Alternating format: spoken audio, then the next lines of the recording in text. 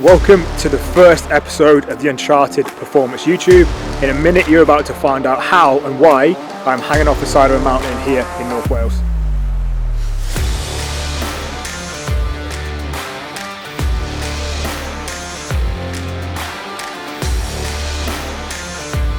So welcome to the first of Uncharted Expeditions YouTube mountain training days. Today we are going to get some quality hill time on Idwal Slabs, which is a location that many of you are probably familiar with. If not, have a look, really cool area. And basically today, time on a hill, time in nature, challenging myself, taking myself outside of my comfort zone. Really looking forward to it. I hope you enjoy the video.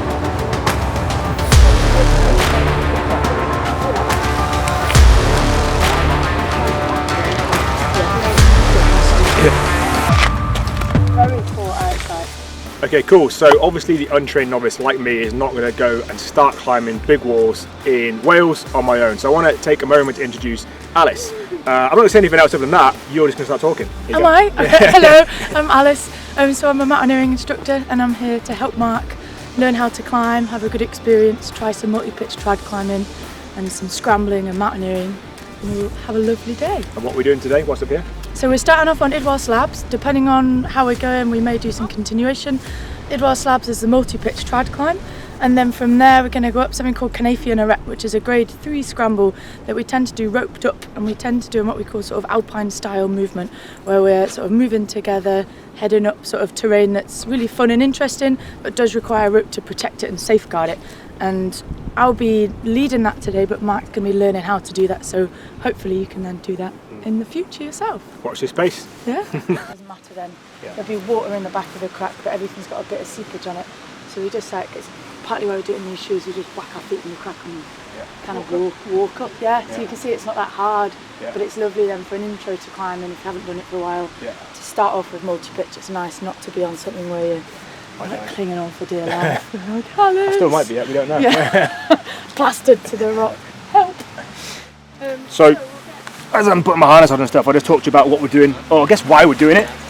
I think, honestly, I set myself a challenge of doing the 4 toughest ultra marathons in the world, and I've already done 2, and the 2 that I've got left to do are probably going to be the slightly easy ones. So I'm already asking the question, how can I stretch myself, and how can I give myself more reasons and greater permission to be out in incredible spaces like this, and how can I also stretch my goal setting ability, how can I stretch myself as a person, how can I learn more about myself as a person, and equally how can I find more spaces that I guess protect us from modern living, that reconnect us with what's important, that give us true flow state. And for me the answer I feel is alpinism. With everything that we're doing with Uncharted Performance and Uncharted Expeditions, you know, we could wax lyrical and we could give you studies all day every day about how good doing this sort of stuff is to your mental health, but honestly, if you want to be authentic, get out and fucking do it. So that's why we're here. So before we go, I just want to show you a few bits. I'm going to give you this in a sec. So because you've not done it before, what I've got, so I've got my trad climbing gear, so I've got my rack here. As I climb up, I lead and I place gear to protect myself. The bits of gear that I'm going to place are either going to look like this or like this. So we've got nuts and cams. So I just want to show you before I go how to remove them so you don't get stuck on the wall.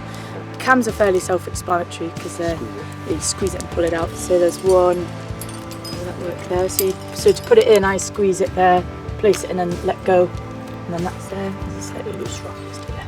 To remove it, you just pull the trigger bar and slide it out, and then just clip that to your harness on any of these loops that you've got. So they're quite easy. Just take your time doing it, just have a look and try not to push it back when you squeeze it, otherwise it can get stuck. The other thing is nuts. Nuts again are quite self-explanatory, little wedge-shaped bits of metal.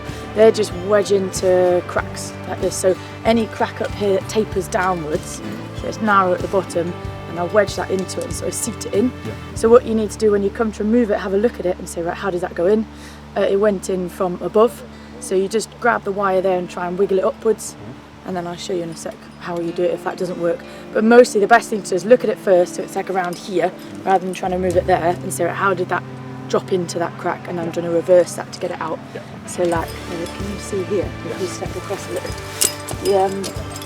So there's like a wedge, there's a crack there, so I can wedge that into it. So that's how I place it there, and then I'll pop that there and put a quick draw on it, which is one of these, and then my rope will run through here. So then if I fall, then I fall as far as my previous piece of gear, and that catches me. For you, the main thing is as you climb up, your rope will be running from your harness up through here, and you'll get to it, and you need to remove them as you get there. So when you get to this one, you have a look and go, right, how did that come out?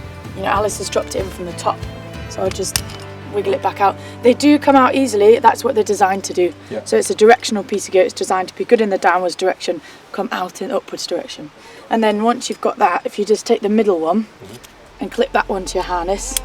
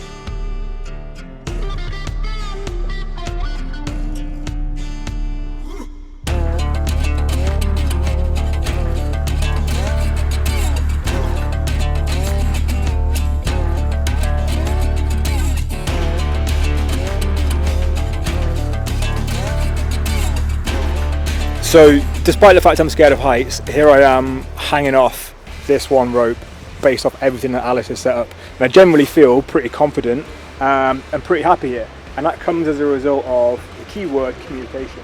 Now, as Alex said, like part of a majority of really good climbing is about good communication with your climbing partner. But yet in life, like, we are terrible at communicating. As I often say, the problem with communication is the illusion that it's taken place. And if you're not communicating properly and just trying to like psychosomatically transmit a message about what you're frustrated with or not happy with or what you are happy with, then everyone else around you feels on edge. They can't do their job to the best of their ability because they're not quite sure how to regulate their expectations. So what I'm learning already today is the value of communicating, like almost over communicating. So you know where your partner is, you know where your teammates are, you know what everyone's doing and why they're doing it and if they're happy or not, which allows you to give the trust to just do things like this. Like, it's all there. It all makes sense. Cool.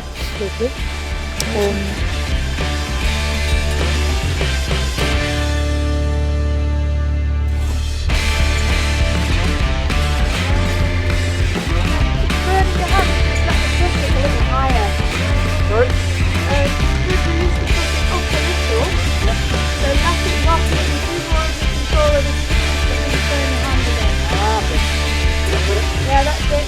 It's like it's not just on and off, it's got a range on it. Yeah. Yeah, nice. Good job.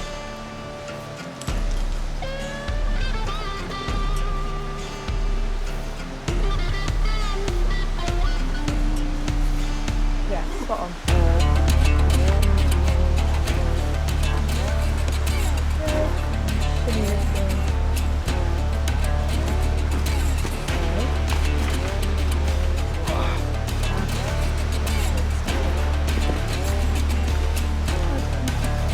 It is. There we go.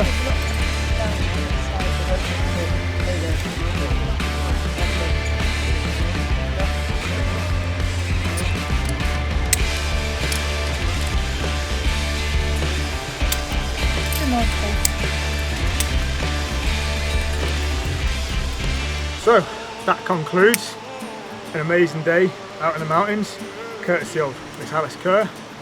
Thank you for watching. I can guarantee it's been so much more fun filming it than maybe it has been to watch it, but thank you for watching and keep your eyes peeled for some more of this stuff coming soon. Thank you, Alice. You're welcome.